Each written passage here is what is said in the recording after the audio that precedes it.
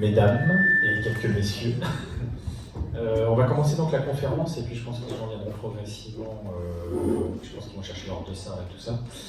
Alors, je voulais pour commencer donc remercier la ville de Steinskoog de nous avoir invités, tous les trois, et particulièrement Daniel Borza qui nous a conviés donc à réaliser cette conférence avant course.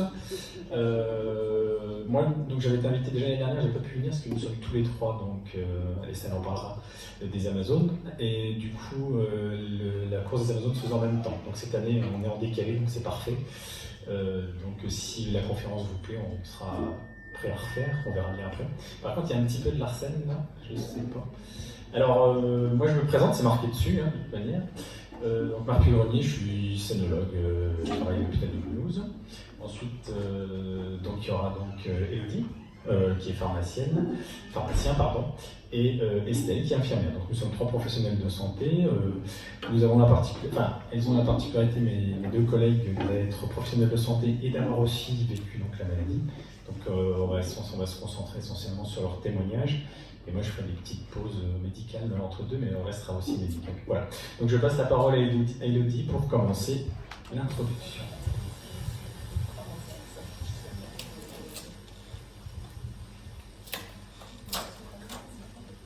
Donc je vais vous énoncer le plan qu'on va suivre aujourd'hui pour cette conférence. Tout d'abord, on va commencer par une partie sur l'avant-cancer et l'épidémiologie, le dépistage. Ensuite, on va faire une partie sur ce qui se passe pendant qu'on est malade, donc avec les traitements, les soins de support, et on va également parler de témoignages. En troisième partie, on va parler de l'après-cancer, parce que quand on a vécu ça, on se rend bien compte que cette partie est souvent minimisée, alors que c'est une phase qui n'est pas facile à vivre. Donc dans cette partie, on va parler des effets secondaires qui persistent après la maladie, mais aussi du sport et de ses bienfaits, de la reconstruction et de la reprise du travail. À la fin, on laissera également un temps de questions-réponses. Vous pourrez poser toutes vos questions, on essayera d'y répondre. Donc tout d'abord, on débute par la première partie, donc avant la maladie, et là je repasse la parole à Marc pour vous parler d'épidémie. Alors ça c'est bref. Je vais dire pour passer quand j'étais interne, donc il y a longtemps, dans les années 2000, non mais c'est important. En fait, le cancer du sein, on en parlait, mais c'était pas aussi marqué parce qu'il y avait une femme sur 12, donc c'était quand même, c'était déjà beaucoup, mais c'était pas aussi marqué que maintenant. Et les femmes jeunes étaient moins concernées que maintenant. Donc voilà, quelques années plus tard, là c'est des statistiques de 2017, elles ont toujours un peu de décalage, on est qu'en 2019, on atteint facilement une femme sur 7 qui a un cancer du sein, donc c'est devenu très fréquent, et de plus en plus de femmes jeunes sont concernées, notamment dans la tranche d'âge 40-50 ans, puisque 25% des cancers ont lieu dans cette tranche d'âge-là. Donc comme on parlera du dépistage tout à l'heure, on évoquera aussi cette nécessité de surveillance entre 40 et 50. Ensuite, on a atteint 60 000 nouveaux cas. Moi, j'ai commencé à faire des conférences il y a une dizaine d'années en arrivant sur Mulhouse. On disait 51 000 et maintenant on est à 60 000. Statistique que je ne mets pas en affichage, mais qui est très important. Malheureusement, il y a encore 12 000 décès par an. Alors, sachant que c'est un cancer qui a comme les traitements sont relativement efficaces, il faut en avoir conscience. Mais c'est quelque chose qu'il ne faut pas oublier, donc on continue à progresser, à trouver de nouveaux traitements, ce qui sera abordé dans la conférence. Le dépistage, on distingue le dépistage systématique organisé qui a lieu entre 50 et 74 ans, que tout le monde connaît. Par contre, il n'y a que 50% finalement de personnes qui y adhèrent. C'est une problématique puisque c'est comme remboursé, avec un adressage par la sécurité sociale. Ensuite, ça se fait donc tous les 2 ans. Alors, ce que je voulais aborder, ce qui est très important, et Estelle parlera tout à l'heure d'éléments aussi, de dépistage. Le dépistage individuel, donc là qui n'est pas donc dépistage de masse en quelque sorte. Le dépistage individuel, il n'y a pas de lecture de la mammographie, ce qui est le cas du dépistage systématique. Il peut être organisé par le médecin traitant, le gynécologue, ou maintenant les sages-femmes qui consultent de plus en plus, et je dirais donc dès 40 ans. Et donc après 74 ans, parce que souvent les gens ont l'idée qu'après un certain âge, on ne fait plus de cancer, ce qui est totalement faux. On a également beaucoup de personnes qui ont plus de 80 ans et qui sont encore en très bon état général et qui malheureusement développent des cancers parfois assez agressifs. Donc il faut continuer la surveillance et la consultation. Voilà pour vous parler donc de cette nécessité de prévention et je vais, je crois, passer la parole à Estelle.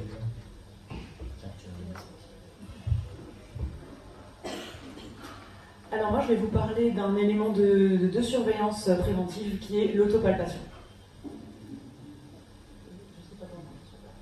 Alors à qui je m'adresse quand je parle d'autopalpation? En fait, je vais m'adresser à toutes les femmes, quel que soit leur âge, on va dire au minimum à partir de 20 ans. Mais aussi à tous les hommes, parce que je vois qu'il y en a dans la salle. Vous qui aimez vos femmes, eh bien vous êtes aussi concernés par cette autopalpation. Alors, comment on pratique l'autopalpation? En fait, en pratique, c'est pas très compliqué. Un des éléments importants, c'est l'observation. Donc, debout devant la glace, avec les mains le long du corps, ou alors sur les hanches, pour bien s'observer, voir s'il y a un changement particulier. Et ensuite, avec la main, tout simplement, palper l'intégralité du sein, en partant de l'extérieur vers l'intérieur, en allant aussi au niveau des aisselles, en pressant au niveau du mamelon pour voir s'il n'y a pas un écoulement. Et vous avez un avantage certain sur votre gynécologue qui, aussi compétent soit-il, va faire une palpation médicale. C'est que vous connaissez votre corps, c'est le vôtre. Donc il n'y a personne d'autre que vous qui sera plus attentif à un changement. Voilà. Donc ça, c'est quelque chose qui peut vous sauver la vie. Et c'est important de ne pas l'oublier. À quelle fréquence? Raisonnablement, je pense que c'est bien de le faire une fois par mois. Alors ça peut être au milieu des règles, ça peut aussi être pour pas oublier le premier jour du mois. En tout cas, c'est bien de s'imposer une fréquence. C'est pas la peine de le faire 3 fois par jour, ça n'a aucun sens. Mais c'est quand même important d'avoir une régularité dans l'autopalpation. En ce qui me concerne, je fais partie de ces femmes qui ont été diagnostiquées grâce à un changement perçu à l'autopalpation. Et mon médecin traitant qui m'a pris très au sérieux immédiatement après que je l'ai consulté en lui expliquant que je ressentais une boule au niveau de mon sein, m'a envoyé faire une imagerie. Et il m'a pas dit à votre âge c'est rien, comme on l'entend très souvent. Et grâce à ça, le diagnostic a pu être pris à temps et je peux être là pour vous en témoigner. Et donc je rends particulièrement attentif les femmes qui sont jeunes. Si on vous dit non c'est rien et qu'on ne vous propose pas une imagerie, insistez. Parce que malheureusement il y a beaucoup de retard de diagnostic quand on n'est pas pris au sérieux. Et donc je vais passer la parole à Elodie.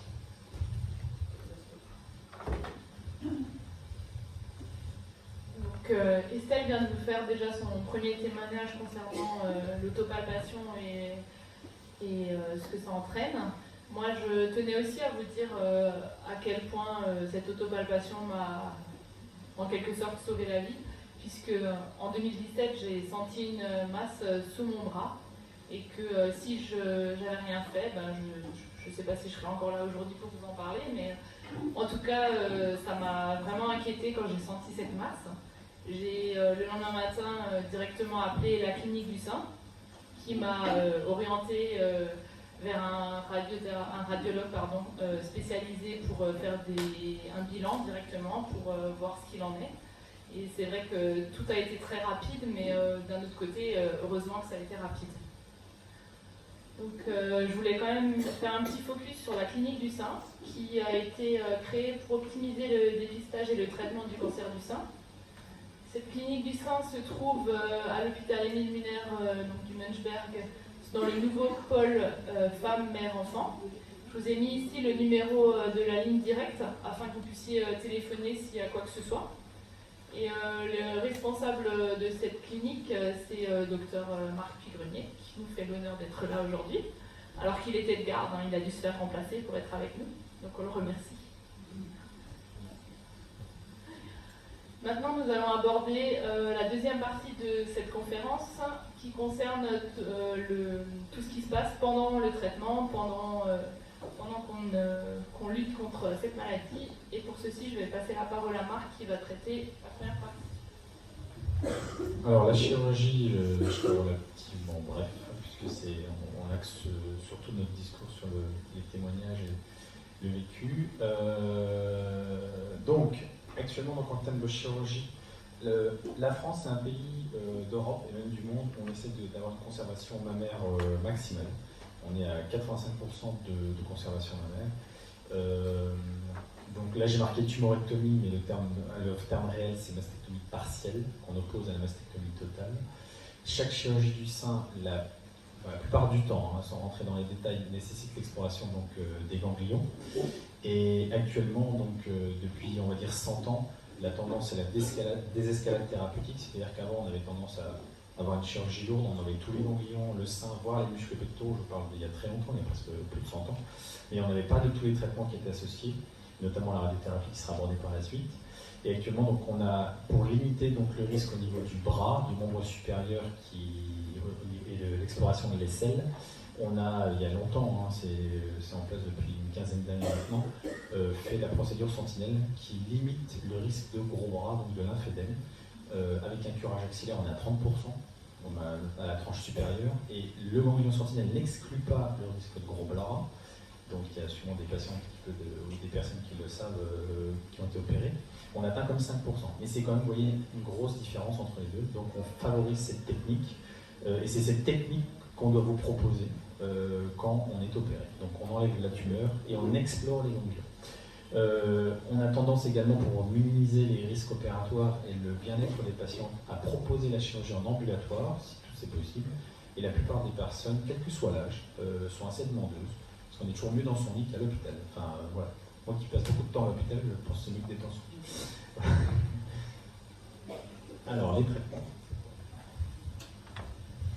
Je reprends la parole pour vous parler des traitements. Alors, les traitements de première ligne sont la chimiothérapie et la thérapie ciblée. Donc, la différence entre les deux, c'est que la chimiothérapie va tuer les cellules cancéreuses, mais tuer également d'autres cellules qui se divisent rapidement, donc il y a pas mal d'effets secondaires, alors que la thérapie ciblée, elle, va tuer uniquement la cellule cancéreuse. Sur le schéma, la thérapie ciblée est représentée par la petite croix. Donc ça se fixe uniquement sur la cellule cancéreuse et ça conserve toutes les cellules alentour.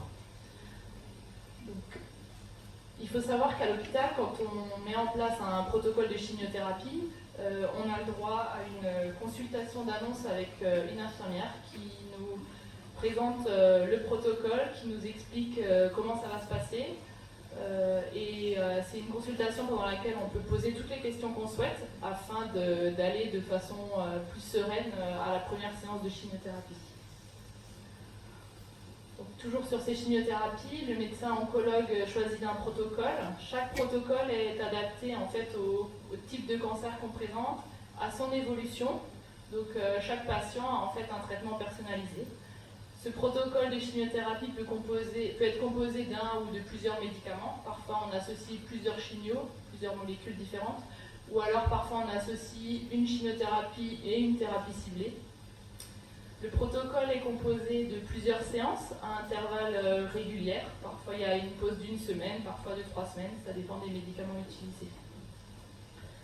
La chimiothérapie est injectée par voie intraveineuse dans un cathéter veineux central, qui porte aussi le nom de porte-à-4 ou de PAC. Ce PAC est posé par un chirurgien, parfois en même temps que la tumorectomie dont a parlé Marc. Ce porte-à-4 est composé d'une chambre pour injecter les médicaments, ainsi que d'un cathéter qui va aller directement dans les gros vaisseaux, comme on peut le voir sur le schéma. Ces gros vaisseaux en fait, permettent que le médicament est directement emporté dans la grosse circulation et distribué dans tout le corps.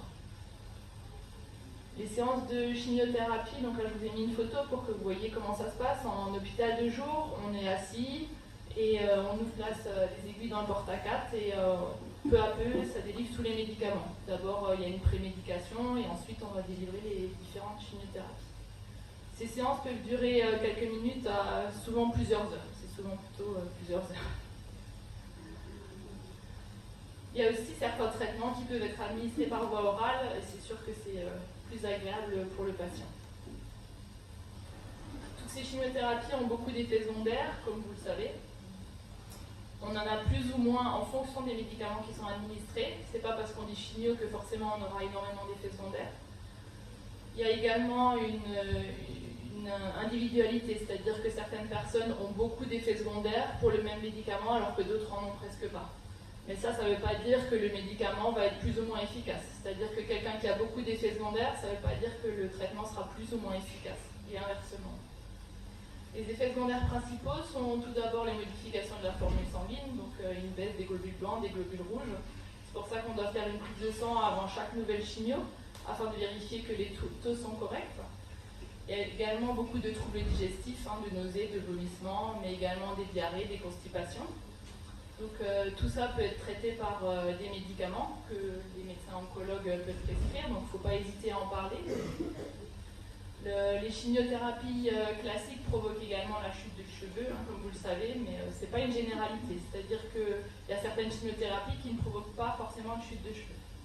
La chute de cheveux est parfois quelque chose de difficile à supporter pour les patientes. Personnellement, c'est quelque chose que j'ai très bien vécu et je pense c'est quelque chose qu'il faut prévoir en amont. C'est-à-dire que quand le médecin vous dit, là, vous aurez une chute de cheveux, je pense que le fait de préparer tout ça en amont, d'aller voir les spécialistes pour ça, permet de mieux digérer la situation quand les cheveux tombent, c'est-à-dire 3 semaines après les chimiothérapies en général. Un autre effet secondaire principal des chimiothérapies, c'est la fatigue. Et ça, c'est quelque chose qui reste dans le temps, malheureusement. Donc, pour éviter cette fatigue, le mieux, c'est de fractionner les tâches, de ne pas oublier de se reposer. Il faut surtout écouter son corps. Et puis, un autre élément pour la fatigue, c'est de pratiquer du sport. Plus on pratique de sport, moins on est fatigué. Je vais également vous parler de la radiothérapie. Donc, c'est une thérapie qui utilise des rayonnements à haute énergie pour tuer les cellules cancéreuses. Alors, les séances sont réalisées tout d'abord par un repérage précis. Ils effectuent un tatouage pour marquer les zones qui seront à irradier. Ensuite, les séances d'après durent à peu près 15 minutes par jour et il faut aller tous les jours à l'hôpital, mais c'est quelque chose qui n'est pas douloureux en soi. Ça peut créer un certain stress, mais globalement, c'est quelque chose qui se vit quand même beaucoup plus facilement qu'une chimiothérapie.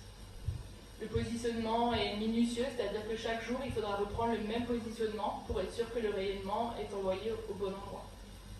Des conseils peuvent également être prodigués, comme le fait de porter des habits en coton ou de ne pas mettre de crème cosmétique avant de faire les séances, puisque ça peut augmenter les effets cutanés délétères en fait. Je vais également vous parler de l'hormonothérapie. Donc, ce sont des médicaments qui bloquent les hormones qu'on produit nous-mêmes, c'est-à-dire l'œstrogène, la progestérone, afin que nos hormones ne puissent plus stimuler le cancer. Donc, ces médicaments-là peuvent être prescrits d'emblée dans certains cancers, comme les cancers métastatiques, ou alors dans les cancers non métastatiques, ils sont plutôt prescrits après les chimiothérapies et les radiothérapies, qui sont alors des traitements préventifs d'une récidive. Donc là, je vous ai mis 3 exemples de médicaments, il y en a 2 par voie orale et 1 en injectable. Donc, ce sont des médicaments qui sont parfois contraignants, qui ont parfois des effets secondaires, c'est vrai, mais c'est surtout des médicaments qui permettent d'éviter les récidives. Donc parfois, c'est pas très drôle de les prendre, je suis tout à fait d'accord, mais franchement, mesdames, si vous devez les prendre, prenez-les parce que ça peut vraiment vous sauver la vie. Les préconisations actuelles, c'est un comprimé par jour ou des injections qui sont à prendre pendant 7 à 10 ans. C'est vrai qu'avant c'était 5 ans, mais maintenant c'est passé à 7 à 10 ans en fonction du risque. Je vais passer la parole à Marc pour parler des soins de support. Je voulais rebondir sur ce que vient de dire Elodie. Souvent les patients, si vous êtes concerné ou si vous avez des gens dans votre entourage, il faut toujours parler à son médecin si on souhaite ou pas, si on a des problèmes d'effets secondaires avec un traitement au long cours pour les anti-hormones, parce qu'on sait que nous, on le sait très bien en tant que médecin, dans les surveillances, il y a un gros taux d'abandon du traitement. Donc il faut le verbaliser, en parler avec le médecin, parce qu'on peut choisir, il y a quand même plusieurs classes thérapeutiques, comme l'a montré Elodie, et donc du coup, on peut réessayer, changer, et on finit globalement par trouver le bon traitement, mais il faut toujours en parler à son médecin, plutôt que on connaît des gens qui ne le disent pas et qui pendant des années n'ont pas pris. Donc voilà. Donc il y a aussi cette communication. Il ne faut pas avoir peur de dire à son médecin les choses, et c'est très important. Je voulais aussi insister là-dessus. Alors ensuite, très important donc, par rapport donc, aux soins de support, donc, la prise en charge donc, psychologique est très importante et je salue Honoro, psychologue au CHRMSA comme du service d'oncologie qui est présente et qui va participer tout à l'heure à la course. Voilà. Les diététiciennes très importantes donc, pour traiter donc, aider donc, les troubles digestifs et associés donc, au traitement. L'assistante sociale, très importante, puisque un cancer peut coûter très cher, donc quelque part dans la prise en charge également, et qu'une approche financière n'est pas exclue, et c'est donc une tâche importante.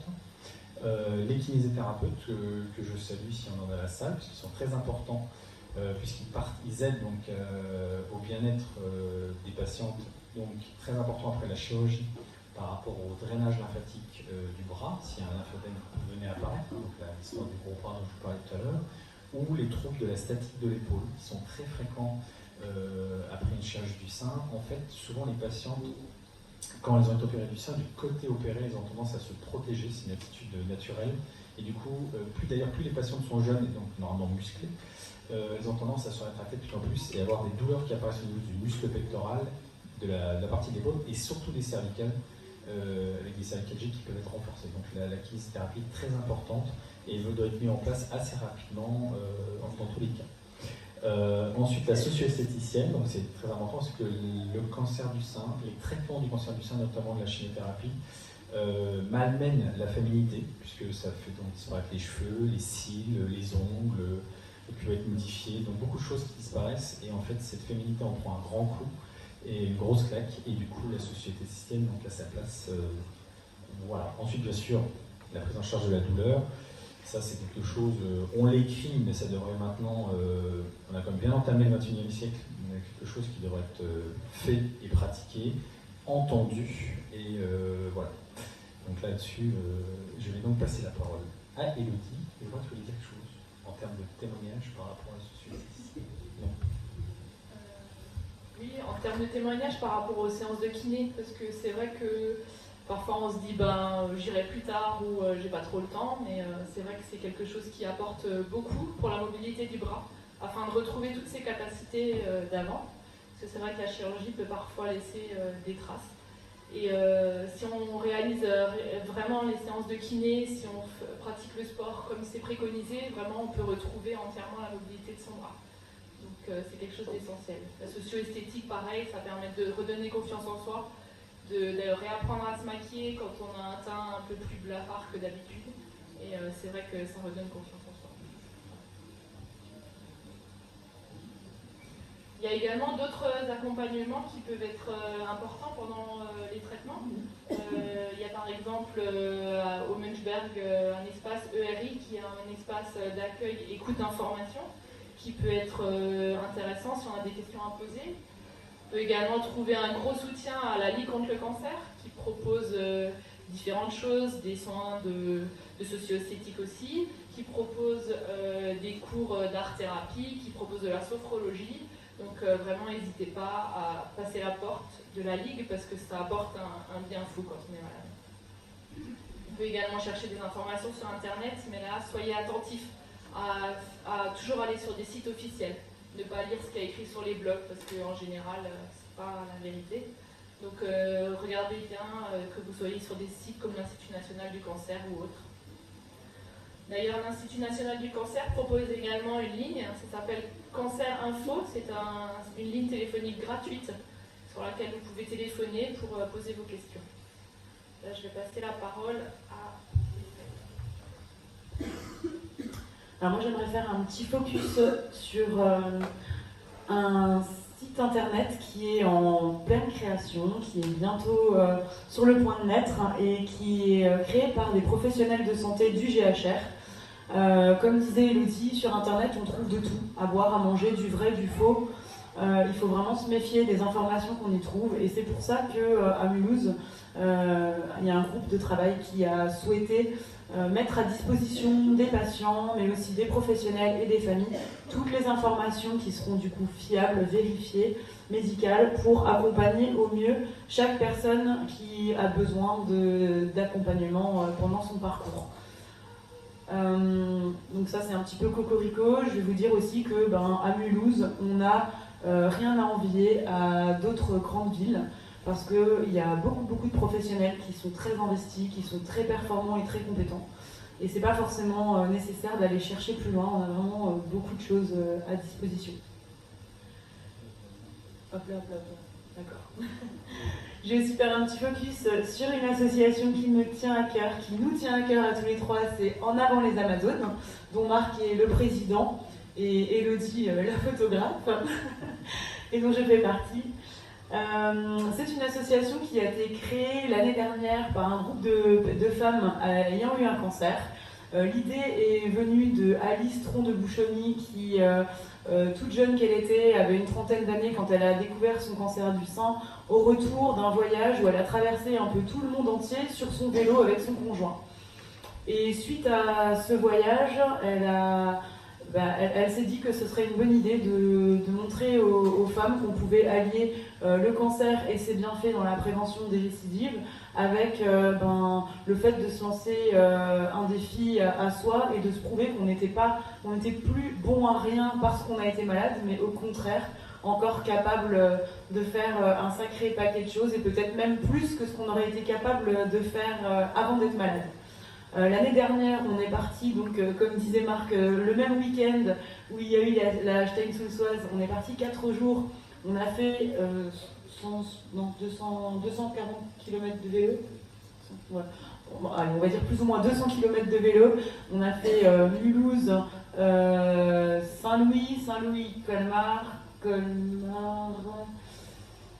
ne sais plus. Enfin bref, en tout cas sur 4 jours, on a traversé le Haut-Rhin. On est arrivé épuisé, mais vraiment heureux d'avoir pu se rendre compte qu'on était encore capable de faire de belles choses. Cette année, on a remis le couvert en partant de Haguenau, et sur 4 jours, pareil, on a fait 260 km de vélo. Et on s'est arrêté à Roufac pour faire une petite conférence pour sensibiliser aussi les personnes sur le chemin. Voilà, donc En Avant les Amazones, c'est une association qui gagne à être connue aussi. En termes de soins de support, on a ceux qu'on nous propose au niveau de l'hôpital ou au niveau des différentes structures, et puis il y a aussi ceux qu'on va nous-mêmes mettre en place sans pouvoir vraiment les nommer comme étant des soins de support. Il y en a qui vont chanter, qui vont faire de la musique. Moi, je vais vous donner un petit témoignage de ce qui m'a aidé à traverser cette épreuve.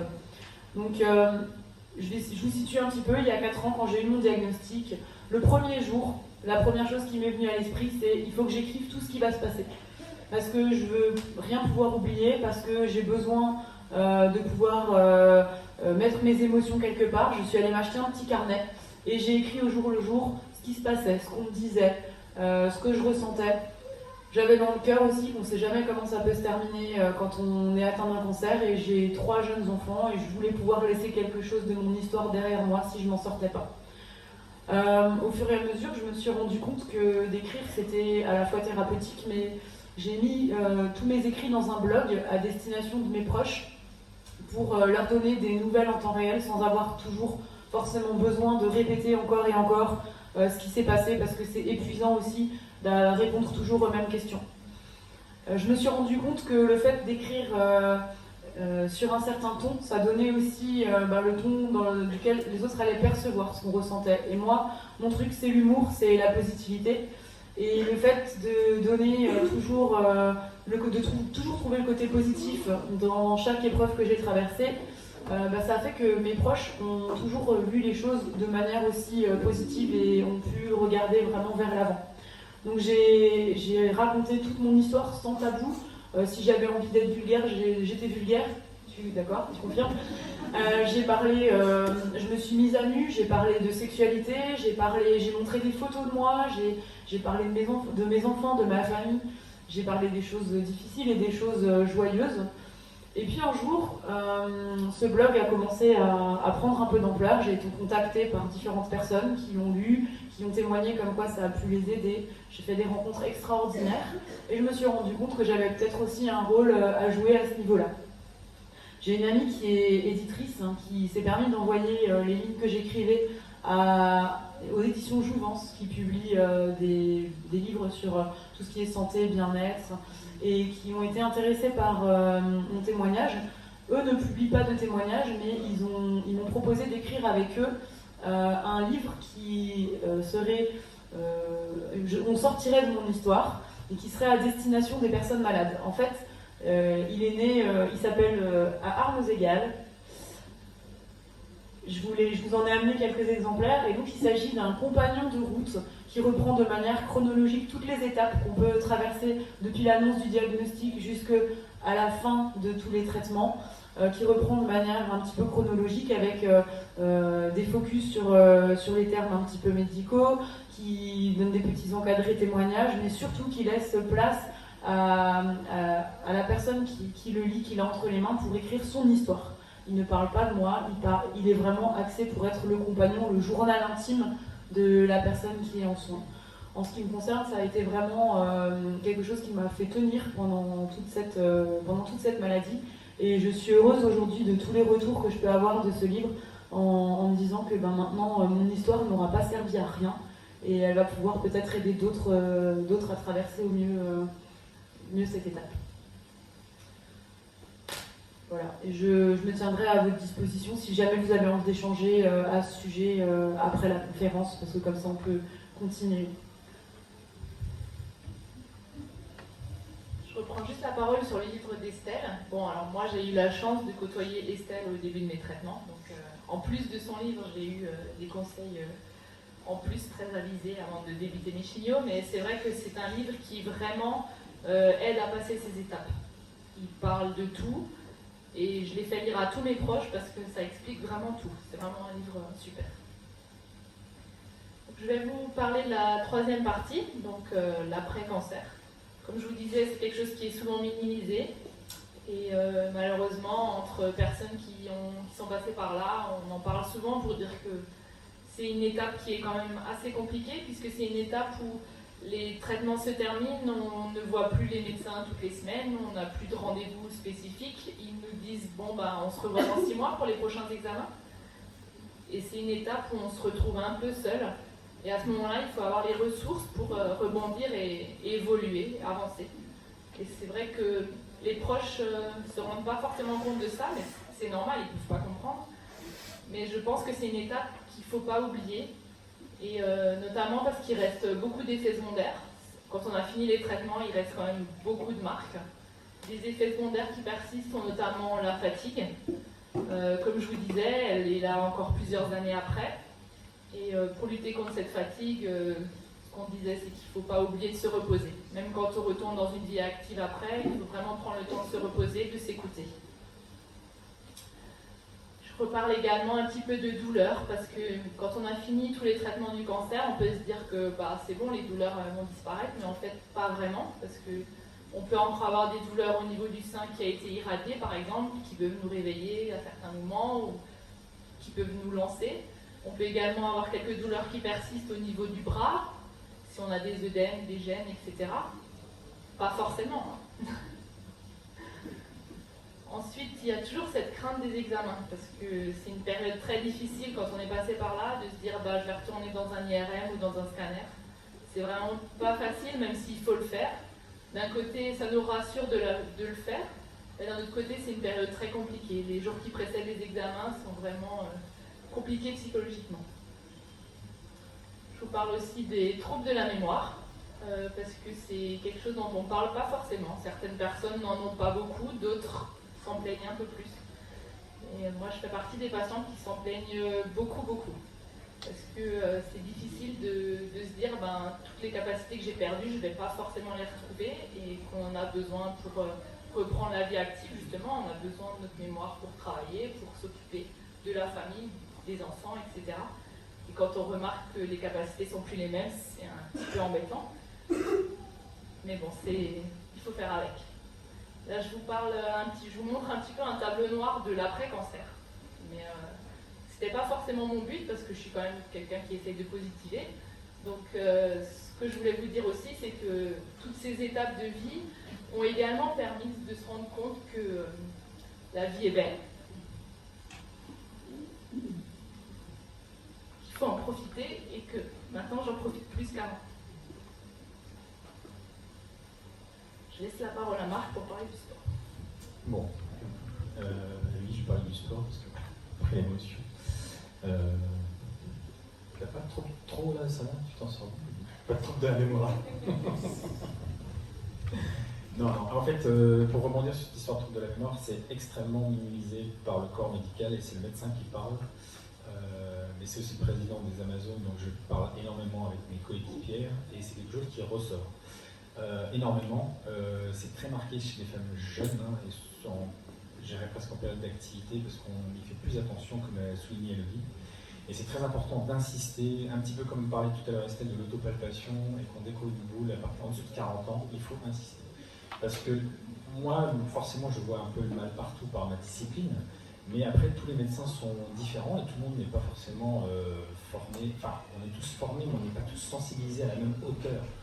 Moi qui suis scénologue, c'est sûr que si vous parlez de diabète, je ne verrai pas les choses de la même manière.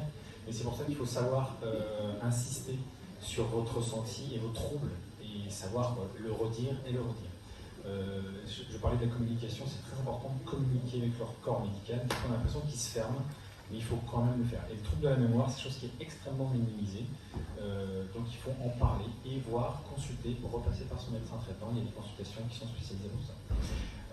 Alors, le sport. Alors, quand on dit sport, c'est vrai qu'on a marqué sport, mais en fait c'est l'activité physique, parce que moi, j'ai fait beaucoup de topos là-dessus, et souvent les gens ont peur du mot sport, voilà, parce que ça fait mal, voilà, bon, c'est comme ça que c'est vécu, et on parle d'activité physique. Alors, quand on parle d'activité physique, je mets toutes les diapos, voilà, ça vient. L'activité physique, c'est marcher, par exemple, c'est une activité physique, vous n'êtes pas obligé de courir, vous n'êtes pas obligé de chercher la performance, ce qu'il faut c'est le déplacement, c'est l'activité, la mobilité, c'est la régularité. Le sport, ça devient presque comme un médicament, enfin l'activité physique devient comme un médicament, vous devez le pratiquer régulièrement. On vous le dit à la télé, faites du sport, mangez mieux, etc. Mais là, en fait, il faut vraiment le faire. C'est comme si vous preniez un médicament, c'est le même fonctionnement intellectuel, c'est la régularité. C'est comme un entraînement d'ailleurs sportif. Si vous entraînez que le dimanche, les compétitions vont être compliquées. Et là, pour l'effet thérapeutique, c'est pareil, c'est le faire tous les jours ou au moins 3 fois par semaine. C'est ce qui est recommandé. Il faut savoir, comme les études datent d'une quinzaine d'années maintenant, on s'est rendu compte que l'activité physique diminuait de façon considérable la récidive. Alors, juste de 30 à 40%. C'est des chiffres impressionnants, ça se rapproche de certains médicaments. Je n'ai pas dit qu'il ne fallait pas prendre les médicaments, et Elodie a insisté tout à l'heure, il faut les prendre, et en plus il faut rajouter une couche en faisant de l'activité physique. Voilà, parce que ça crée, comme on dit, la bonne fatigue, ça redonne confiance en soi, ça majore l'image de soi. En plus, ça permet souvent d'intégrer des groupes sportifs, de marche ou de vélo, par exemple, chez nous. Et toutes ces choses-là sont donc positives. Mais en tout cas, médicalement, c'est très positif. Je ne rentrerai pas dans les détails, en tout cas, si ça intéresse, je développerai pourquoi ça fonctionne. La question qui se pose aussi, parce que vous êtes des sportives ou des marcheuses ou des gens qui ont une activité physique régulière ou qui font vraiment du sport, et il y a des femmes qui ne comprennent pas pourquoi, alors qu'elles font attention à elles-mêmes, elles ont quand même un cancer. Parce qu'en fait, l'activité physique en prévention du cancer est moins marquée, en tout cas, que l'après-cancer. En après-cancer, on est sûr que ça fonctionne, on est sûr que c'est efficace, c'est démontré, il y a des tonnes d'articles, donc ça c'est bien. En prévention primaire, donc avant l'arrivée de la maladie, il faut au minimum 6 heures de sport par semaine, donc là je parle de sport, donc ça devient un peu plus compliqué, tout le monde n'y accède pas forcément. Et c'est pas exclusif, l'effet protecteur est essentiellement marqué après, voilà. Mais ça ne vous empêche pas de continuer à faire l'activité physique parce que ça protège le cœur, le cancer du côlon, plein d'autres trucs, hein, donc il faut le faire quand même, le diabète. Voilà, ensuite, dans les programmes, se sont mis en place des programmes Emulous et SR Regardis aussi, donc je referai hop là, hop là, hop là. Parce qu'en fait, comme disait Elodie, ou aurait dit Estelle, hein, après le cancer, on sort du cocooning médical. Alors c'est angoissant quand même d'avoir tous ces traitements, ces rayons, ces chimios, mais en même temps, vous voyez tout le temps quelqu'un. Vous pouvez toujours parler à quelqu'un, il y a toujours une infirmière, un médecin, vous avez toujours quelqu'un. Voilà. Et puis d'un seul coup, du jour au lendemain, c'est l'abandon complet. Vous disparaissez un peu dans la nature et on vous dit vous reviendrez la prochaine fois. Je reprends les mots exacts. Et donc, pour faire une transition, ça participe aussi à cette transition vers la vie active, ont été mis en place des programmes de réentraînement donc, à l'effort, qui ont été en fait calqués sur les programmes de réentraînement à l'effort cardiologique qui étaient déjà développés. Et le premier sur nous, c'est la Cénobox, qui on travaille beaucoup avec l'association des Amazones. Et sinon, donc, au niveau de l'hôpital, a été mis en place le système, CAPFORM. Donc ce sont des éléments complémentaires qui reprennent des programmes d'entraînement qui peuvent être assez proches. En tout cas, l'idée, c'est donc de lancer les patientes et les patients aussi des fois, hein, on ne parle plus des femmes aujourd'hui, dans l'après-cancer sous forme d'activité physique. Et il y a beaucoup de gens qui ont intégré la Sénobox, par exemple, et qui après vont aller dans des salles de sport, continuent une activité physique derrière. Après, il y a beaucoup de femmes qui le font elles-mêmes, chez elles se sont astreintes à une certaine rigueur, et ces programmes d'entraînement lancent l'activité physique. Voilà. Et j'ai envie de dire, et pour souligner votre action d'aujourd'hui, pour celles qui ont été malades, ou celles qui soutiennent les gens qui ont été malades, ou celles qui ne le sont pas, qui participent à la course, les actions autour donc, du cancer du sein, comme elles sont menées ici, sous forme donc, de course, favorisent aussi l'envie de chaque personne de se mettre à l'activité physique après le cancer. Donc il y a aussi une action globale. Voilà. C'était mon mot sur l'activité physique. Et après, c'est... Ah ouais, je sais. Alors là, on a pas... Alors là, je vais être plus court. Je vous parle de reconstruction physique, ça reste de la chirurgie. Si on fait la conférence l'année prochaine, nous essaierons d'inviter un de nos bons amis conférenciers, qui est chirurgien plasticien. Je n'en ai pas encore parlé, mais il le saura bientôt parce qu'on le voit la semaine prochaine avec Estelle. Donc en fait, on va essayer de vous le convier. Bon, il y a un agenda très compliqué, mais bon, je vais en parler un petit peu aujourd'hui. J'espère que l'année prochaine, on arrivera à le faire venir. Et même à le faire courir, ce serait parfait. Ça lui ferait du bien. Alors, donc, voilà. Je vais les citer, c'est le Dr Beck. Voilà, j'ose le dire. Donc, je vais parler donc, de la reconstruction physique. Essentiellement, donc, la première chose qui vient à l'esprit donc, des patients qui ont été opérés, c'est l'après-mastectomie, hein, donc l'ablation du sein, pour 15% des cas. Toutes les femmes ne se font pas reconstruire, mais il y a de plus en plus de femmes qui font la démarche parce que, comme l'activité physique après cancer, nous proposons de plus en plus donc, des types de reconstruction après cancer. Et c'est tout à fait juste, ça va avec la reconstruction psychique, mais elle se fait en parallèle, attention. Alors, elle peut être immédiate, il y a des cas très rares de reconstruction immédiate, on n'en a pas parlé aujourd'hui, on pourra l'aborder une autre fois, c'est tout ce qui est mutation génétique, mais ça ne représente que 5% donc, des cancers du sein. Oui, je sais, mais je sais, j'en ai 2, mais c'est 5%. Donc, je sais pas si j'en parle. Oui, donc mes 2 collègues de conférence sont concernés, mais il n'y a que 5%. Voilà, c'est pour ça qu'ils se moquaient de moi, mais c'est statistique. Voilà. Mais enfin, 5% de 60 000, ça fait comme du monde. Hein. Il faut revoir les... C'est-à-dire que les 5% de ces mutations représentent plus que les cancers de l'ovaire. Le cancer de l'ovaire, c'est 4000 cas, donc vous voyez, c'est assez proche hein. Donc, par rapport à ça. Donc il faut quand même se rendre compte que le cancer du sein étant très fréquent, le pourcentage représente une part importante de personnes. Mais nous, statistiquement, c'est là où je reviens. Donc là, c'est un cas de reconstruction mammaire immédiate si on a eu un cancer. Ça peut être une reconstruction mammaire secondaire.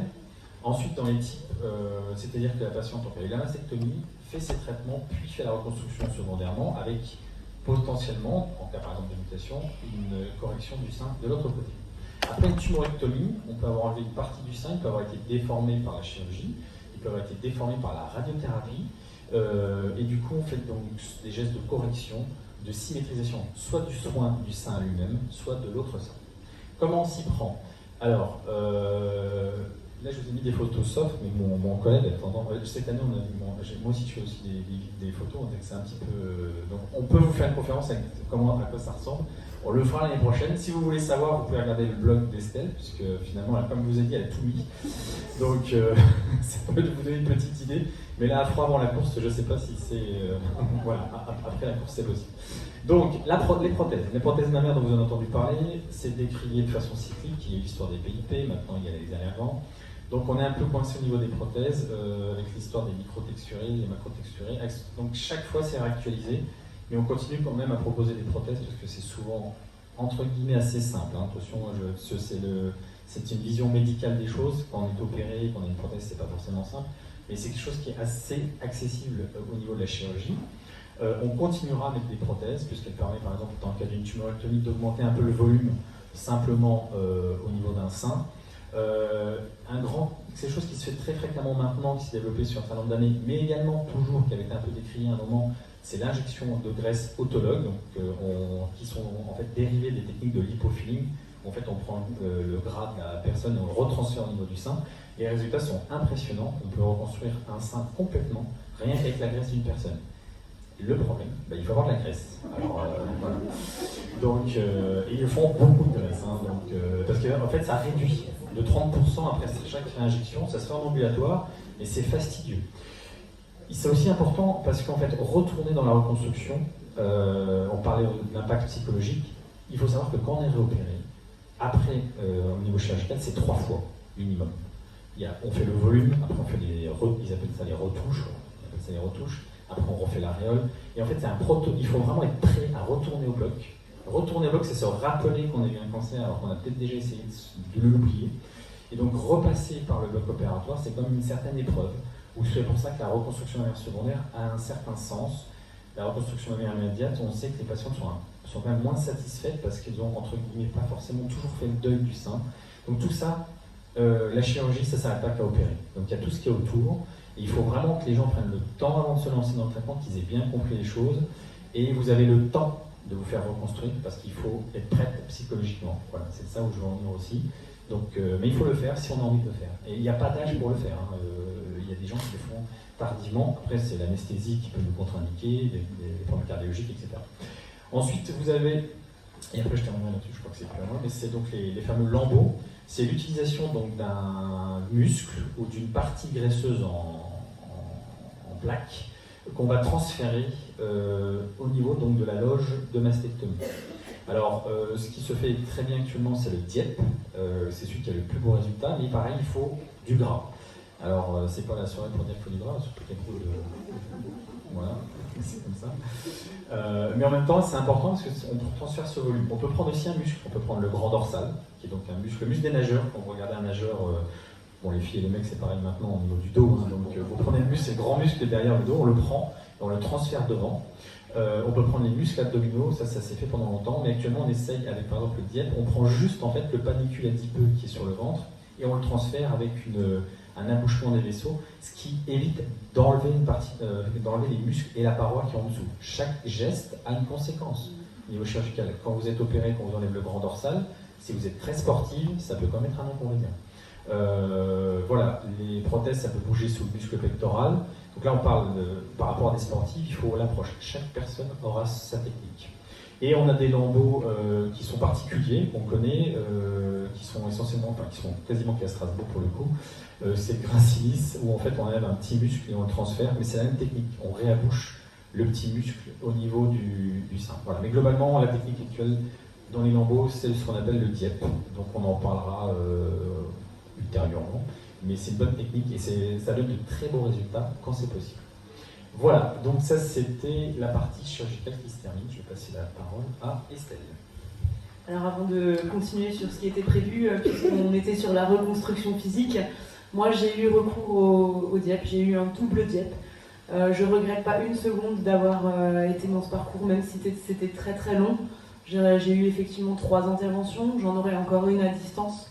Mais je ne regrette pas du tout parce que j'ai pu faire un petit peu une réappropriation de mon corps avec quand même un volume qui fait que de l'extérieur, on ne voit pas le changement.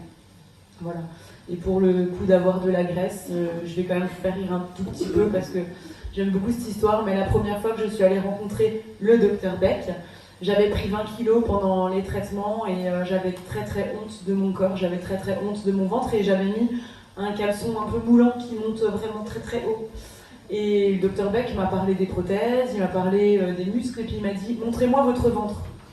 Alors bon, j'ai baissé gentiment mon caleçon et puis il m'a dit « oh, j'adore ». Voilà. Donc il a utilisé la graisse de mon ventre pour me reconstruire et je me suis réconciliée avec ma graisse. Voilà.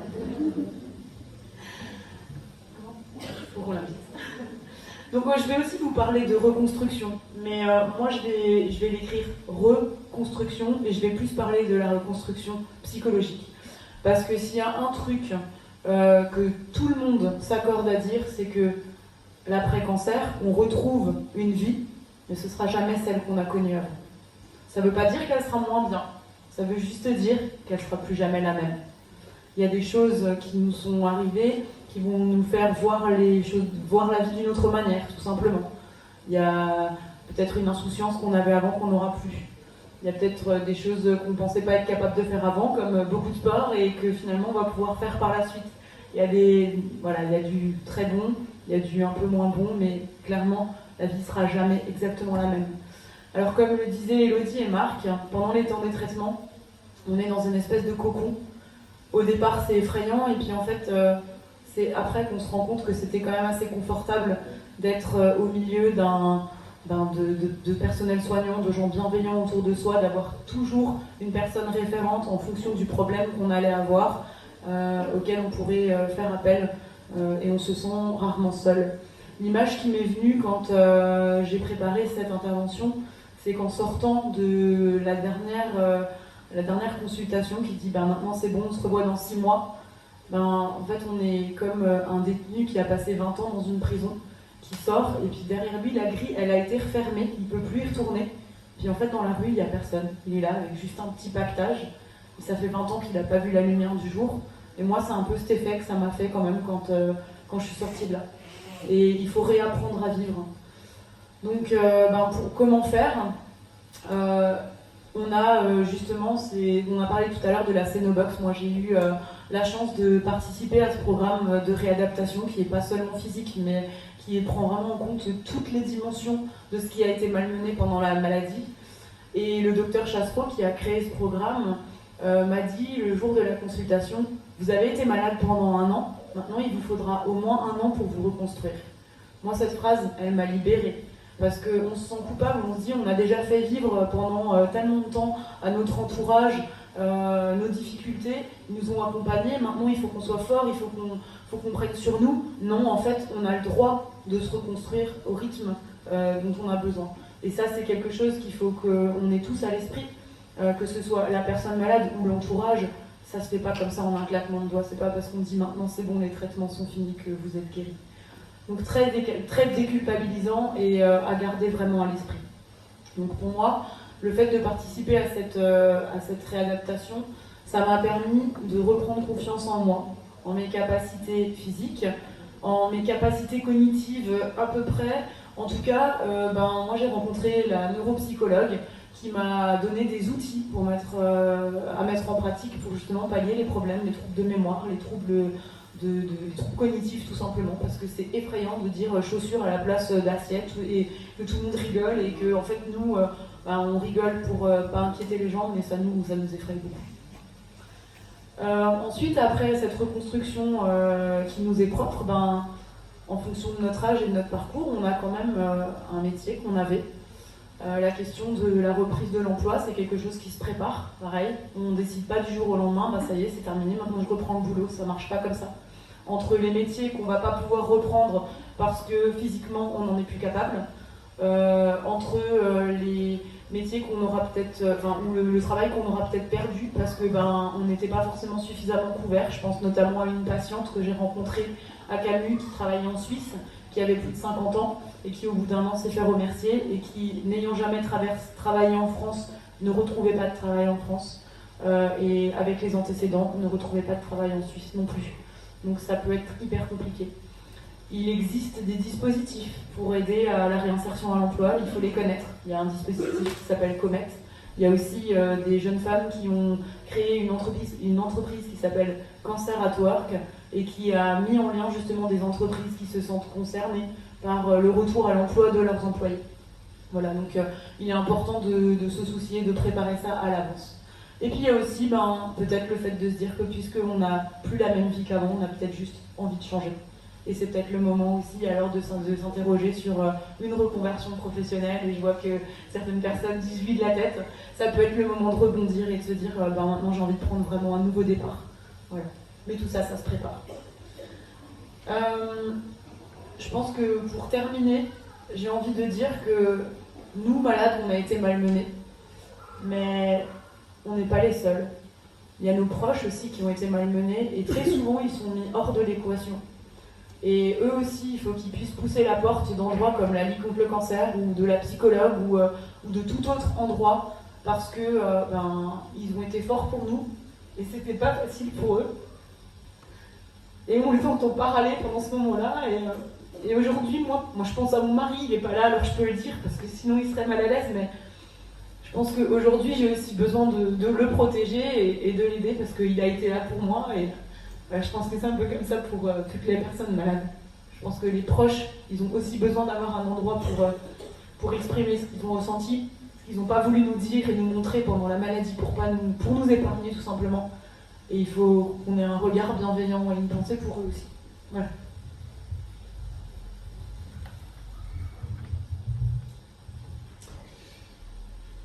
Alors, bon là ça va être compliqué, mais c'est sûrement lié à mon métier, c'est moi qui fais les transitions pour ça. Non. Donc, oui, il faut vraiment penser aux accompagnants. Moi, je les appelle les accompagnants. Il y a des gens qui les appellent les aidants. C'est en fait ces super héros de l'ombre, en fait, qui ne sont pas là, qui sont discrets, mais qui souffrent en fait en silence. Et effectivement, il y a des choses à faire pour eux, il y a des choses à mettre en place, des choses, à mon avis, se mettre en place progressivement. Parce qu'en fin de compte, on parle d'accompagnement pour les malades, mais il faut aussi accompagner les aidants. Il y a beaucoup de gens qui... il y a beaucoup de séparations pendant la maladie de cancer, on n'en a pas parlé, mais ça fait partie aussi de ça. Parce qu'il y a la peur aussi de la maladie, et les deux côtés, effectivement. Et donc du coup, je pense qu'il faudra faire un jour quelque chose pour ces super-héros de l'ombre que je salue. Parce que nous avons aussi, en tant que soignants, nous avons aussi besoin de ces accompagnants pour le fonctionnement de nos soins. Alors, pour enchaîner, il y a des questions-réponses. Alors, les 15h, c'est quoi? C'est 16h, après 16h, voilà. Bon. On va ici, voilà. Si vous avez des questions dans la salle, la parole va pouvoir circuler, le micro est dans les starting blocks. Donc, voilà, donc vous pouvez y aller. Nous sommes à votre disposition pour répondre à vos questions. Si vous n'avez pas de questions, c'est que nous avons été clairs, ce qui est bien. La dame avec le t-shirt rose. Bah oui.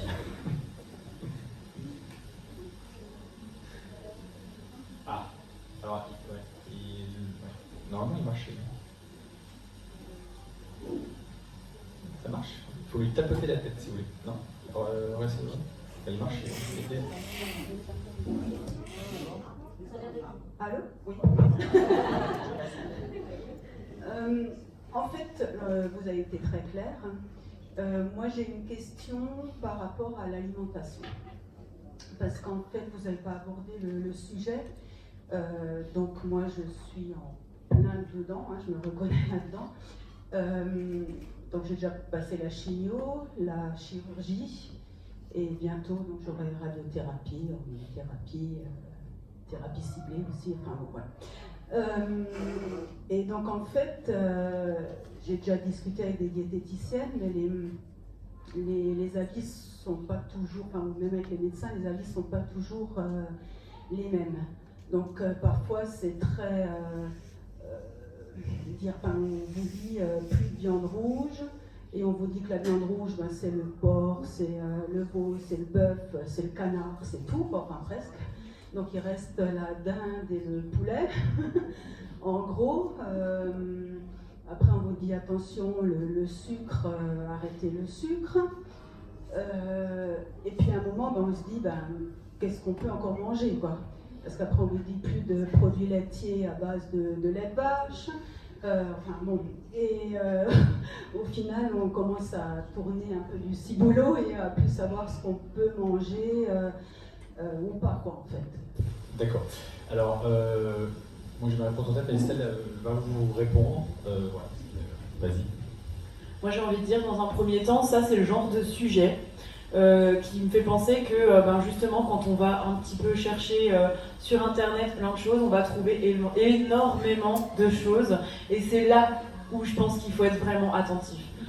La première chose qui me vient en tant que patiente, c'est ayez confiance en votre oncologue qui a probablement un avis sur la question, et peut-être que quand on a confiance en son médecin pour tout ce qui est traitement, on doit aller jusqu'au bout.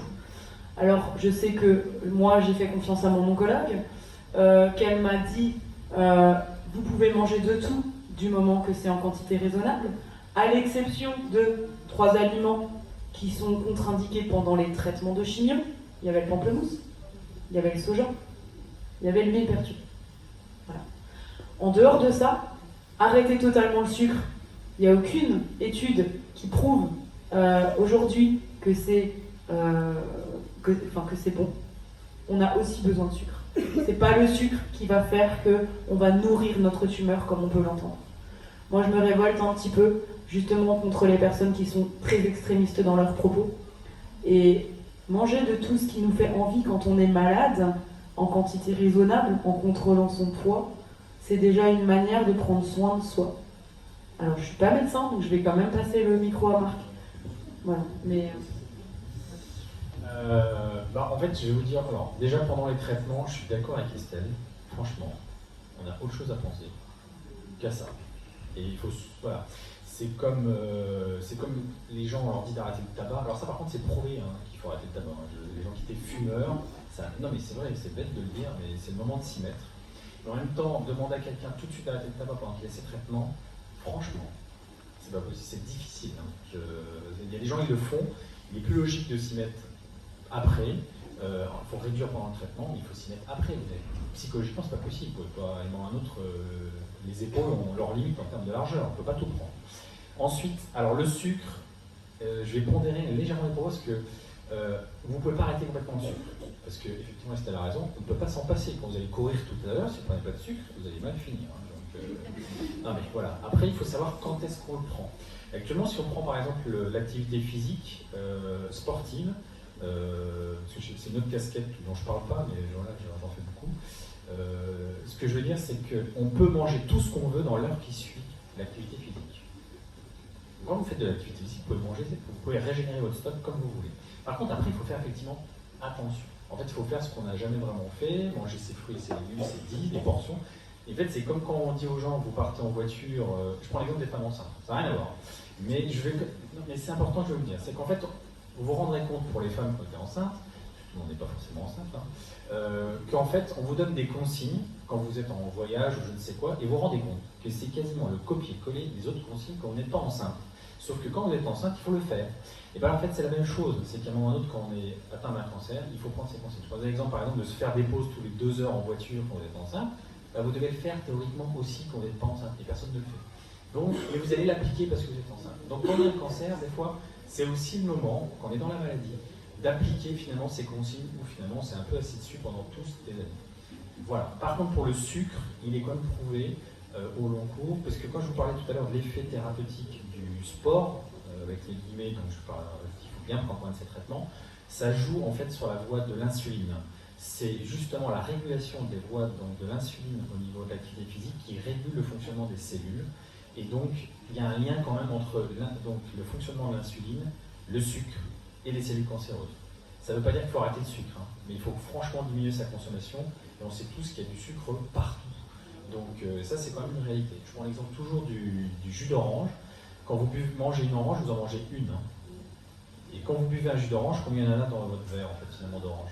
5 ou 6. Vous avez déjà fait un jus d'orange le matin en vacances et tout. Donc en fait, c'est cette surconsommation de sucre cachée qui pose quand même problème. Mais il faut continuer à manger. Vous pouvez continuer à manger un bonbon Haribo, manger une seule orange, et c'est là l'excès qui est caché qui pose problème. Et ça, indéniablement, au niveau des cellules cancéreuses, on n'a pas encore complètement sorti les choses, mais on sait que pour le sport, c'est le système de la mécanique. Ensuite, il y a l'histoire des graisses insaturées. Arrêtez l'alcool, ça c'est quand même préférable. En tout cas, diminuer. Voilà, on dit toujours diminuer parce que quand on dit d'arrêter, on dit ça. Et le tabac, ça c'est des certitudes. Les graisses insaturées, tabac, alcool, c'est la règle. Et le sucre, il y a plein de sucres cachés, c'est ça qu'il faut peut-être diminuer. Il faut prendre du vrai sucre qu'on a envie, un fruit, et c'est ça la vraie fonction. Les pâtisseries, les bonbons, tout ça, c'est tous les gâteaux, tout ça c'est du sucre caché. Tout ce que vous mangez, il y a du sucre. Voilà. Et il faut effectivement, Estelle a raison, il ne faut pas se dire demain j'arrête complètement les choses. Ça, c'est pas possible. Voilà. Et c'est pas recommandé non plus. Tu veux dire quelque chose ? Non, pas voilà. Ah. Je voulais quand même préciser une chose que j'ai oublié de vous dire avant sur les traitements adjuvants qu'on aurait envie de prendre pendant les chimiothérapies. Donc ces traitements adjuvants qu'on se dit, là j'ai quand même beaucoup de nausées, j'ai beaucoup de diarrhée, j'ai beaucoup de choses, je pourrais peut-être aller prendre quelque chose à la pharmacie et puis essayer pour voir si ça marche mieux que ce que j'avais de prescrit. Alors il faut savoir que pendant les chimiothérapies, il y a beaucoup de médicaments qui peuvent interférer avec l'action des chimiothérapies. Donc ne jamais prendre de médicaments sans en parler à l'oncologue. C'est vraiment essentiel parce qu'il y a certains médicaments qui peuvent vraiment diminuer l'action de la chimiothérapie. Donc ça serait vraiment dommage d'aller faire une chimio pour après prendre autre chose qui peut diminuer son action. Les seules choses qu'on peut prendre sans en parler à l'oncologue, c'est de l'homéopathie. Et c'est vraiment la seule chose à prendre sans en parler. Voilà. Sauf le millepertuis.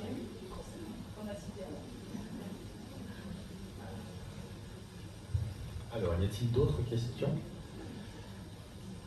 Parce que la sienne, c'est vraiment blanc. Hein,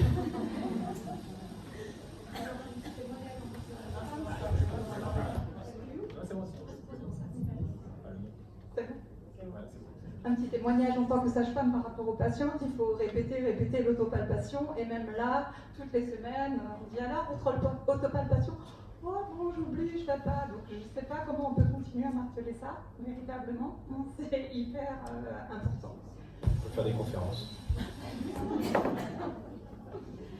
Est-ce que la recherche avance en thérapie ciblée pour éviter une chimio vraiment délétère? Alors, normalement c'est Elodie qui est pharmacienne qui doit... Pharmacien, excusez-moi. Je suis venu dans les années 70, donc je suis encore resté sur des mots bloqués. Donc je te passe la parole. Donc, actuellement, il y a 4 traitements de thérapie ciblée qui existent. Le plus connu, c'est l'Herceptin. Il y a peut-être certaines personnes qui l'ont déjà pris. C'est lorsque la cellule cancéreuse exprime une protéine qui s'appelle HER2. Il y a l'Herceptin qui est rajouté à une chimiothérapie et qui est pris à raison d'une injection toutes les 3 semaines. Après, les autres thérapies ciblées qui existent, j'en ai classé 3 qui ont, comme dit, qui sont administrées en fonction des résultats qu'on a lors de la biopsie que fait Marc ou de la tumorectomie. On va avoir un certain nombre de récepteurs qui vont être identifiés. Du coup, on pourra ajouter ou non des thérapies ciblées. Mais il y a beaucoup de recherches qui avancent, mais pour l'instant, pas d'avancée majeure au point de pouvoir arrêter les chimios.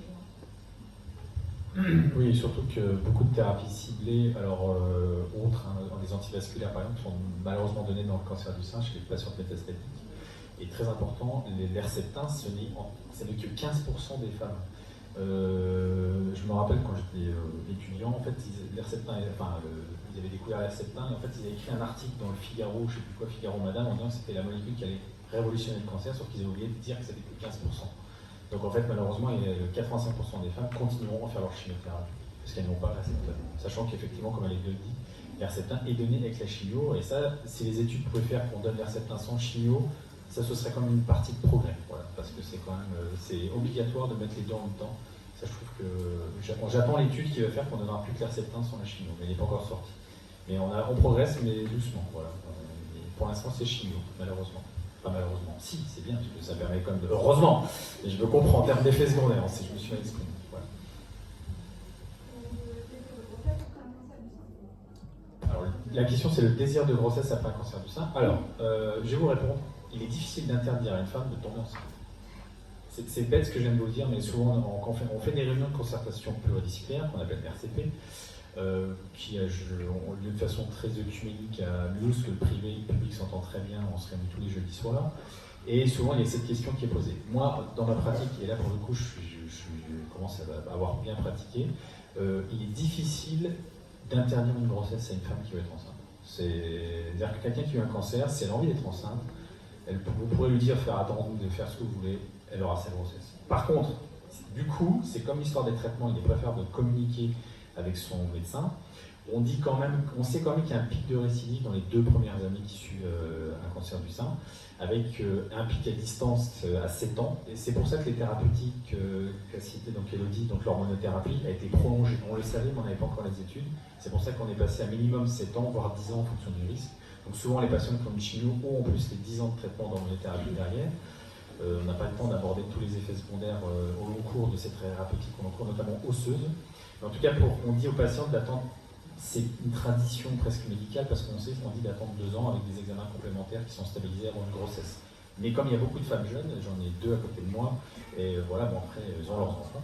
Mais celles qui n'ont pas d'enfants, c'est difficile de dire à une femme, même à un couple, hein, je vous parlais des accompagnants tout à l'heure, mais c'est le couple qui demande l'enfant. Bon, effectivement, c'est la patiente qui va le demander, mais c'est le couple qui est demandeur. Et donc de freiner quelque chose qui sera naturellement, sachant qu'on a quand même de bons résultats dans le cancer du sein. Les patientes vivent longtemps et donc elles peuvent avoir une grossesse. Moi je suis beaucoup de patientes que j'ai suivies pour leur cancer du sein. La plus jeune a 24 ans dans mes patientes que j'ai eues. Et là, ça va faire presque 10 ans que je la suis, donc elle commence à avoir un certain âge et elle a eu un enfant dans la foulée. Quoi. Ouais, l'âge de la touche. Bah non, mais elle avait 24 au début. Et donc du coup, ce que je veux dire, c'est que voilà mon point de vue. On ne peut pas empêcher une grossesse, on peut l'accompagner en disant on va la préparer ensemble en quelque sorte. Voilà, qu'il n'y ait pas de surprise, parce que c'est pas anxiogène, parce qu'il faut continuer comme la surveillance pendant la grossesse. Et les recommandations actuellement, c'est bien de faire une palpation par le professionnel de santé, donc sage-femme, gynéco ou médecin traitant, de palper les seins pendant la grossesse tout le temps. Avant, on faisait début de grossesse, fin de grossesse, et maintenant c'est tous les mois. C'était pas recommandé, maintenant c'est recommandé. Donc ça c'est un aparté professionnel, entre professionnels.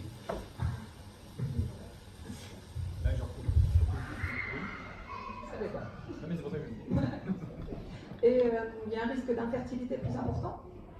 Alors oui, c'est vrai qu'on n'en a pas parlé, mais c'est pour ça que la conférence peut durer 2 heures, hein, donc voire 3, surtout si on a des amis. Non, alors là, on me fait signe, voilà, donc on est rappelé à l'ordre, dans l'oreillette, donc c'est plus que l'oreillette là. Oui, c'est vrai, vous êtes associés, donc. Alors actuellement, on propose pour toutes les femmes jeunes, donc en âge de procréer, qui ont un cancer du sein, qui vont avoir une chimiothérapie, de faire une préservation ovocytaire. Actuellement, c'est organisé sur Strasbourg, mais il y a une antenne donc sur Mulhouse, avant les traitements, donc pour prélever donc des... Alors ce qu'on faisait déjà, par exemple, chez les hommes, pour les cancers des testicules, hein, tout simplement, c'est un exemple facile, et là on le fait donc pour les femmes jeunes qui vont avoir une chimiothérapie avant... Donc voilà, donc ça c'est une prise en charge qui se fait maintenant, c'est l'oncofertilité, ça s'appelle. Voilà, ça c'est en place. Pour les femmes jeunes. La dernière question, après je donne le micro. Est-ce que l'allaitement est protecteur et comment? Alors ça c'est très bien codifié, par contre il faut allaiter en... c'est une question très professionnelle, je vais répondre. Donc l'allaitement, les études ont montré qu'il faut allaiter en cumulé, c'est-à-dire si vous faites 3 enfants et vous atteignez la même période, ou un enfant vous atteignez la même période, il faut allaiter plus de 2 ans. Voilà, avec un allaitement complet. Donc pas mal de femmes y arrivent, mais c'est quand même pas non plus le cas. Et là, on estime qu'après 2 ans, de toute façon, c'est les statistiques, hein. Donc les statistiques, ça se modère. Les statistiques n'empêchent pas de passer à travers les gouttes. Hein. Je prends l'exemple des antipaludéens, voilà, on va parler comme un médecin. Les antipaludéens, donc la fait de la prévention, ne vous empêche pas d'avoir complètement de paludisme. Vous les prenez, vous avez plus de chances de ne pas l'avoir que si vous ne le prenez pas. Voilà, donc si vous allaitez plus de 2 ans, allaitement complet, donc 5 à 6 tétés par jour pendant 2 ans, en cumulé, ça peut vous protéger du cancer du sein. Ou pas. Non, sérieusement, si. Mais comme peu de gens arrivent à 2 ans d'allaitement cumulé, donc voilà, il faut en être conscient. Surtout que la vie professionnelle et tout, on prône l'allaitement, mais on est quand même coincé dans la pratique. Les choses évoluent, mais elles évoluent lentement, voilà. Et le cancer du sein progresse plus que l'allaitement. Je suis désolé de le dire. Voilà. Y a-t-il d'autres questions? Parce que là, on a eu 3 questions en une fois. Qui veut poser une question? Une ultime question comme ça? Je fais plus la blague de la dame en rose. Bonjour, merci pour les témoignages que vous avez apportés qui sont quand même très intéressants. Je voulais juste savoir, est-ce qu'il existe des dépistages qu'on pourrait faire au niveau d'une prise de sang, d'une analyse particulière sur un risque de cancer, comme on peut le faire pour le cancer colorectal ou autre? Et si ça existe, est-ce qu'on pourrait le faire par exemple pour les jeunes filles de maman qui ont eu un cancer? Alors, je vais peut-être venir. Donc, alors, le cancer colorectal, c'est pas génétique, hein, vous parlez de la copro. Alors, la coproculture, c'est l'hémoculte, ça s'appelle. Donc, du coup, c'est comme la mammographie. Le dépistage du cancer du côlon, c'est comme la mammographie, c'est de la prévention donc secondaire. Non, c'est pas primaire. Primaire, c'est quand ça ne doit pas arriver du tout. Donc, secondaire, c'est qu'on le prenne le plus tôt possible. Et tertiaire, c'est quand on ne veut pas que ça récidive. Donc le primaire, c'est, j'ai pas d'exemple à froid, Le sport, c'est primaire. L'alimentation, oui, ça c'est primaire. La règle de ne pas fumer, c'est du primaire. Donc secondaire, c'est par exemple, vous ne voulez pas le frottis, c'est la prévention secondaire. La mammographie, le dépistage du cancer. C'est-à-dire qu'on veut prendre la maladie le plus tôt possible pour qu'elle soit le moins agressive. Mais il n'y a pas, la question que vous posez, s'il y a un système prise de sang avec un truc génétique, c'est dans les cartons. C'est comme la robotique, tous ces trucs-là sont en parallèle, c'est-à-dire que ça va arriver, ça coûte une fortune, en pratique on pourrait le faire, mais actuellement c'est inaccessible à l'ensemble d'une population. On le fait donc de façon très spécifique chez les patients à risque d'une mutation génétique, donc, où ça a été prouvé chez la personne qui a un cancer du sein, qui est la plus probante. Si par exemple une famille complète, ou les femmes jeunes de moins de 40 ans ont une enquête génétique, et après la descendance peut faire son enquête génétique à partir de 18 ans. Si on revient l'année prochaine, on pourra aussi axer une partie de cette conférence là-dessus, parce que c'est une chose qu'on a déjà fait avec Estelle, qu'on pourra faire avec Elodie maintenant qu'on est revenu. Mais c'est une chose qu'on a déjà abordée sur l'impact familial que ça peut avoir et les conséquences. Mais ça peut faire l'objet d'une conférence un peu spécifique, c'est une question qui est souvent posée. Voilà. Mais il n'y a pas actuellement, en tout cas dans le commerce, ce genre de choses. Voilà, vous pouvez pas aller en pharmacie, faire une prise de sang, même au laboratoire. En tout cas, au sens masse d'un dépistage de masse. Voilà. Non, c'est pas génétique, mais après, actuellement, ils font carrément actuellement du séquençage génétique. D'ailleurs, c'est les Américains qui ont tout raflé, alors que c'était partie des Français. Et en fait, ils peuvent vous scanner complètement au niveau génétique et savoir si vous avez éventuellement un problème génétique. Et ça coûte une fortune. Et quand je dis une fortune, c'est gentil. Hein. Mais c'est possible. Mais c'est inaccessible à un dépistage de masse comme la mammographie ou tout ça. Voilà, c'est ça qu'il faut savoir. Ouais, je me sens Allez, je sais pas, Daniel, l'ultime question ou c'est pas l'heure?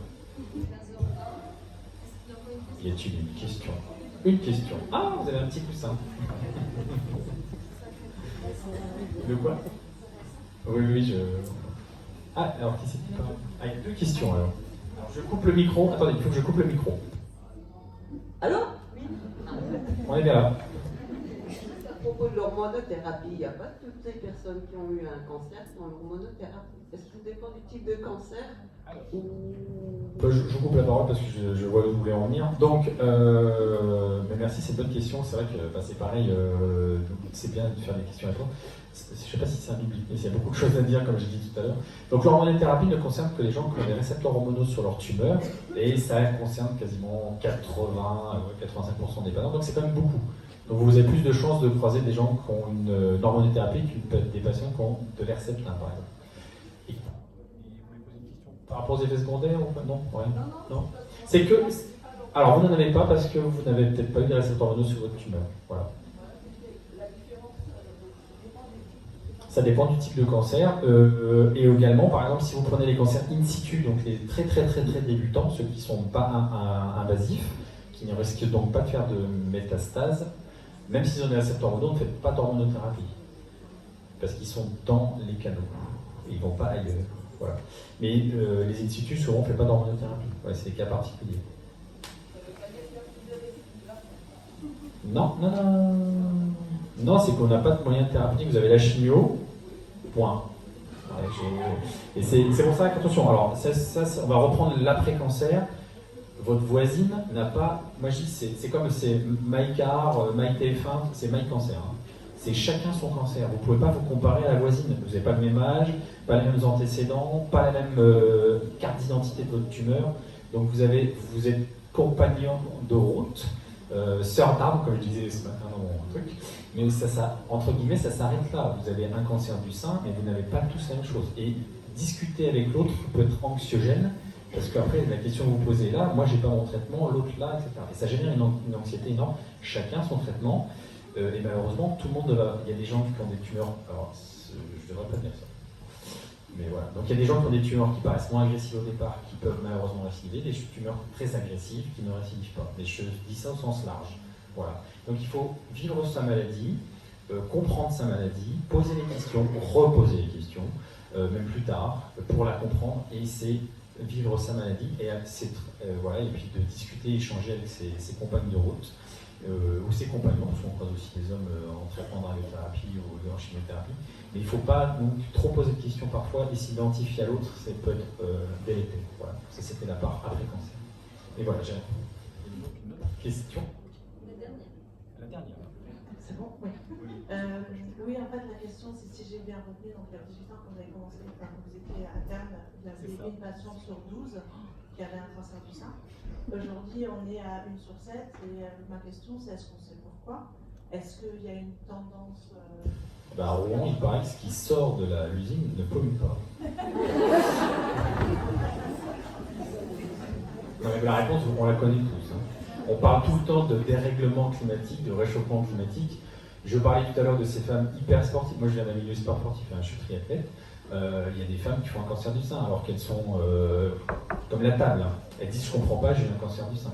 En fait, c'est ce qu'on mange. C'est pour ça qu'il y a des gens âgés qui... moi, ce que je vois, ça fait quasiment 20 ans. Et en 20 ans, ma première conférence que j'ai faite... non, je ne suis pas suédoise et je ne vais pas m'énerver. Mais la première conférence que j'ai faite, où j'ai assisté en tant qu'interne à Paris, c'était une conférence européenne de gynécologie. Et en fait, il parlait à cette époque des perturbateurs endocriniens, que tout le monde connaît dans tous les cancers, dans toutes les pathologies. C'était il y a quasiment 20 ans. Il ne s'est rien passé. Donc en fait, on le sait depuis très longtemps. Comme on savait depuis très longtemps que le tabac était néfaste, on savait très bien que l'amiante était néfaste. Il y en a un autre. C'est pour ça qu'on parlait de l'alimentation tout à l'heure. L'alimentation, c'est important, mais vous ne pouvez pas lutter contre ce que vous respirez, ce que vous buvez, etc. Et il y a un moment ou un autre, pas forcément, et ça flambe à cause de ça. C'est les bouteilles en plastique, tout ça. Donc en fait, globalement, on peut protéger nos enfants, mais nous, malheureusement, certains dans la salle y sont déjà. Et je dis hommes et femmes, mais maintenant c'est nos enfants qu'on va falloir protéger parce qu'effectivement, s'il y a de plus en plus de cancers, il ne faut pas se leurrer. Et pourquoi c'est ce que je disais tout à l'heure à la dame par rapport à son cancer. Et malheureusement, tout le monde cherche une explication à son cancer. Pourquoi ça m'arrive? Tout le monde s'est posé la question. Et on y répond de façon plus ou moins réaliste, mystique, scientifique ou pas, mais la vraie réponse, nous vivons dans un environnement ultra pollué, donc la cellule cancéreuse, en fait, c'est une cellule qui est abîmée, qui mute, et donc tout ce qui nous entoure, les perturbateurs endocriniens, par exemple, on prend l'exemple en gynécologie, la fertilité masculine a considérablement chuté, la fertilité des femmes exactement, pour les mêmes raisons. C'est notre environnement qui est en train de nous détruire progressivement. L'augmentation des cancers, je suis désolé, c'est la seule explication rationnelle, c'est ça. Voilà. Donc malheureusement, vous n'y pouvez pas grand-chose, à part les 5% entre guillemets qui ont presque une explication à leur problématique, et c'est parfois anxiogène mais rassurant, parce qu'on peut donner un nom à son problème, mais c'est ambigu comme situation, mais c'est en même temps, vous savez sur qui tirer. Le reste du temps, vous dites, mais pourquoi ça m'arrive quoi? Mais vous ne pouvez pas lutter contre votre environnement, on est dedans. Et le débat qui a lieu ce soir a un lien avec le débat environnemental de toute manière. Voilà, ma réponse, si ça vous va. Alors, Hello, encore? Mais je crois qu'on s'arrête. En fait, j'avais une question concernant les études qui ont été faites sur le curcuma en parallèle à la chimiothérapie. Est-ce que vous en avez entendu parler ou pas du tout? Parce qu'apparemment, à Clermont-Ferrand, ils ont fait une étude qui a été finalisée en 2017. Alors j'ai botte en touche, je suis pas oncologue, donc je suis pas au courant. Mais non, je n'ai pas la réponse. Elodie, ça te parle? Non, on est deux à pas connaître. Parce que je lisais les télévisions, effectivement, ils préconisent, enfin, ils ont fait une étude justement sur l'utilisation du curcuma à haute dose pendant la chimiothérapie et se sont rendus compte qu'effectivement, il y avait une baisse de la tumeur pendant le traitement. Alors là, je vais vous répondre comme c'est... alors c'est pareil, nous on fait une conférence de façon globale et d'une information générale.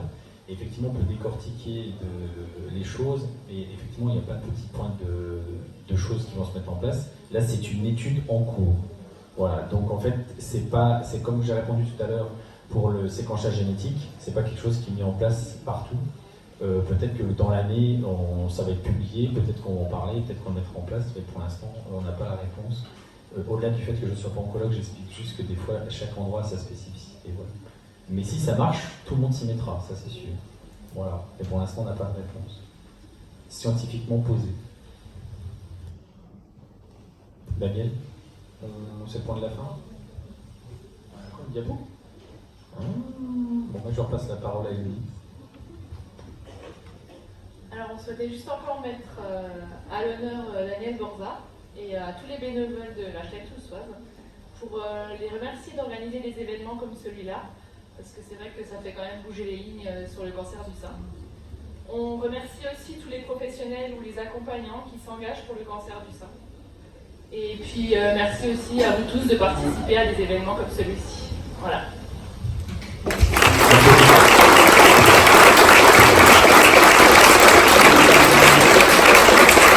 Le mot de la fin pour Madame Borza. Je ne sais pas si elle est allumée, si c'est bon. Merci à vous, c'était vraiment une super belle présentation, riche en témoignages en plus, c'était vraiment formidable. Merci à vous tous d'être venus si nombreux, je ne savais pas combien de personnes viendraient, et là, je trouve que c'est magnifique qu'on soit aussi nombreux.